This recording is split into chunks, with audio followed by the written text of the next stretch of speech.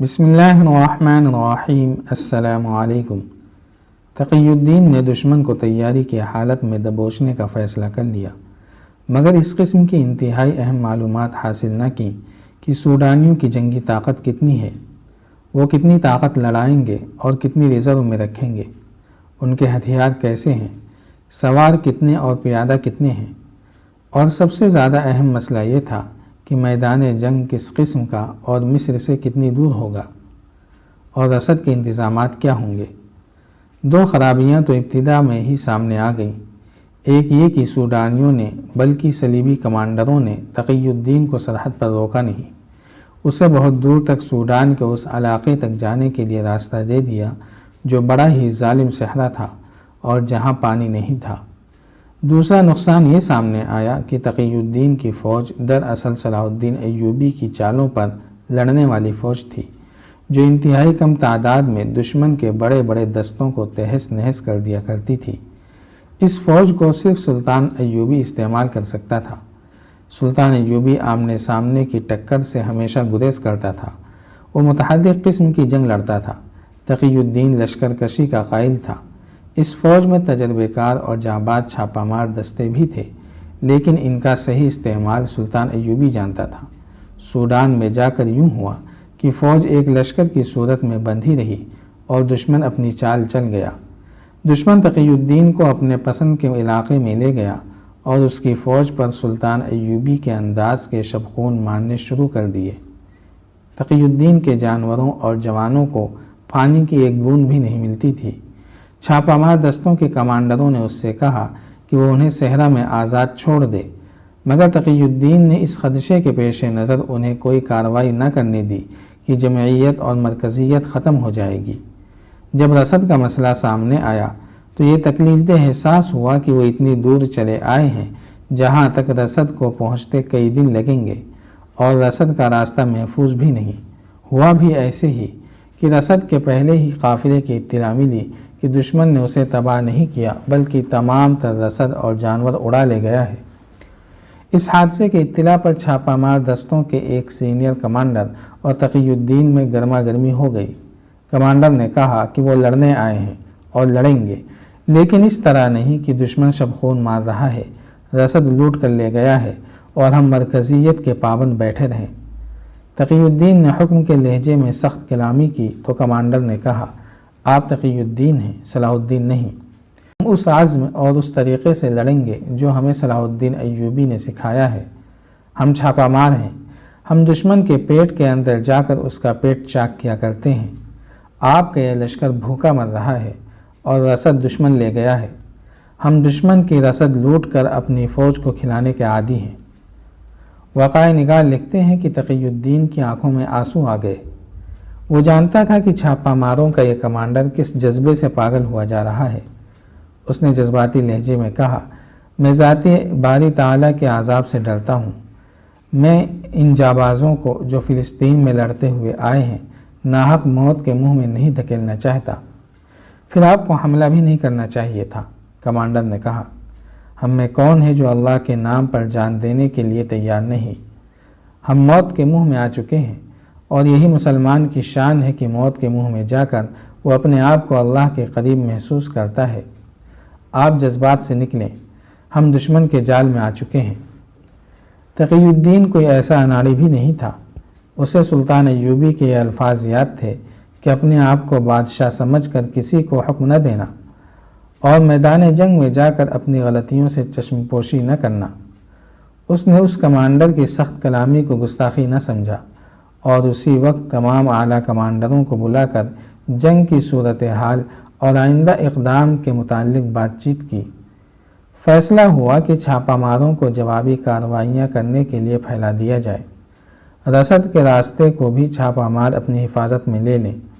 فوج کے متعلق یہ فیصلہ ہوا کہ اسے 3 حصوں میں تقسیم کر کے دشمن پر 3 اطراف سے حملہ کیا جائے۔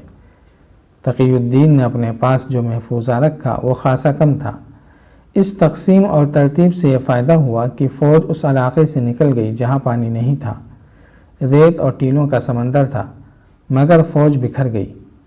دشمن نے تینوں حصوں پر حملہ کر کے انہیں اور زیادہ بکھیر دیا۔ جانی نقصان بہت ہونے لگا۔ نہایت تیزی سے کمانڈروں نے اپنے اپنے دستوں کو الگ الگ کر کے اسی نوعیت کی جنگ شروع کر دی جو انہیں سلطان ایوبی نے سکھائی تھی، مگر صاف پتہ چل رہا تھا کہ وہ جیت نہیں سکیں گے۔ انہوں نے جذبہ قائم رکھا۔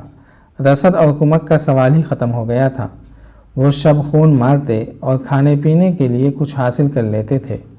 چھاپہ مار دستے نہایت جانبازی سے شب خون مارتے، دشمن کا نقصان کرتے اور جو ہاتھ لگتا وہ مختلف دستوں تک پہنچا دیتے تھے۔ مرکزی کمان ختم ہو چکی تھی۔ تقی الدین اپنے عملے کے ساتھ بھاگتا دوڑتا رہتا تھا۔ جذبے کی حد تک وہ مطمئن تھا۔ اسے کہیں سے بھی ایسی اطلاع نہیں ملی کہ کسی دستے یا جماعت نے ہتھیار ڈال دیے ہوں۔ جنگ چھوٹے چھوٹے معرکوں اور جھڑپوں میں تقسیم ہوتے ہوتے آدھے سوڈان تک پھیل گئی۔ مسلمان کمانڈروں نے فرداً یہ فیصلہ کر لیا کہ وہ چھاپہ مار قسم کی جنگ لڑتے رہیں گے، سوڈان سے نکلیں گے نہیں۔ دشمن کا نقصان بھی ہو رہا تھا۔ ایک وقت آ گیا جب دشمن پریشان ہو گیا کہ مسلمانوں کو سوڈان سے کس طرح نکالا جائے۔ مسلمان فوجی صحراؤں، بیابانوں اور دیہاتی آبادیوں میں پھیل گئے تھے۔ اب مرکز کو یہ بھی پتہ نہیں چلتا تھا کہ جانی نقصان کتنا ہو چکا ہے اور کتنی نفری باقی ہے۔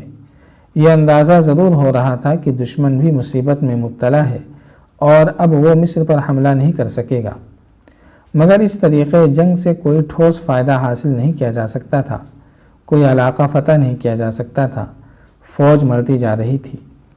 ان حالات میں تقی الدین نے سلطان ایوبی کو اپنے ایک کمانڈر کی زبانی پیغام بھیجا۔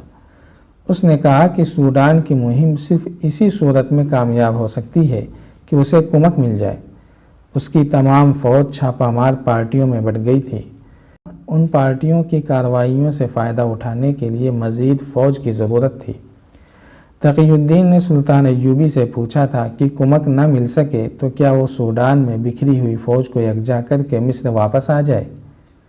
مصر میں جو فوج تھی وہ مصر کے اندرونی حالات اور سرحدوں کی حفاظت کے لیے بھی ناکافی تھی۔ اسے محاذ پر لے جانے کا سوال ہی پیدا نہیں ہوتا تھا۔ سلطان ایوبی پسپائی کا قائل نہیں تھا۔ اس کے لیے یہ فیصلہ کرنا مشکل ہو گیا کہ وہ اپنے بھائی کو پسپائی کا حکم دے یا نہیں، لیکن حقائق اسے مجبور کر رہے تھے۔ وہ کمک نہیں دے سکتا تھا، وہ خود کمک کی ضرورت محسوس کر رہا تھا۔ وہ گہری سوچ میں کھو گیا۔ تقی الدین کے اس قاصد نے سلطان ایوبی کو صورتحال تو بتا دی، لیکن صلیبیوں اور سوڈانیوں نے وہاں جو ایک اور محاذ کھول دیا تھا وہ نہ بتایا۔